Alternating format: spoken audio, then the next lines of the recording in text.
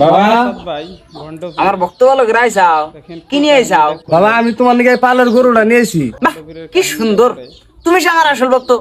আমি আল্লাহর কাছে কইয়া তোমার হাতে নিয়ে জান্নাতে যাম। বাবা আমি তোমার জন্য কুরকার বাচ্চাটা নিয়েছি।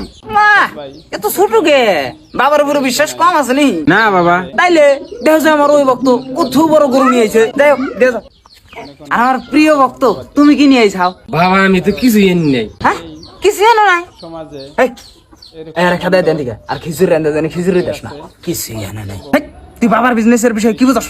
এই বিজনেসের চেয়ে অন্য কোনো বিজনেসে লাভ আছে? এর মধ্যে খালি লাভ আর লাভই। একটা কথা সবসময় মনে রাখিস, মানুষের আস্থার উপরে করা বিজনেস এসে সবচাইতে বড় বিজনেস। তুমি কি নিয়ে গেছো? আমার পোলাহান হয় না। পোলাহান না বাবার কাছে দোয়া চাও, একদিন হয়ে যাবো গা। বাবা আমার পোলাহান হয় না, আমার দোয়া করেন। বললাম না, দেখি তোমার পেটটা দেখি। নামাজ বলতে কি পড়ে না। তাই আসাদ ভাই ঠিক আছে, হয়ে যাবো গা। আর রাইতে একটা বাড়াইও।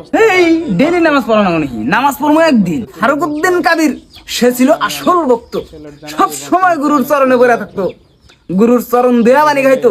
14 বছর তপস্যা করার পর তিনি পাইলো গুরু দক্ষিণা। ভর পানি থাকা নদীর উপর দাইটা যায়, তার আঠু পানি হয়।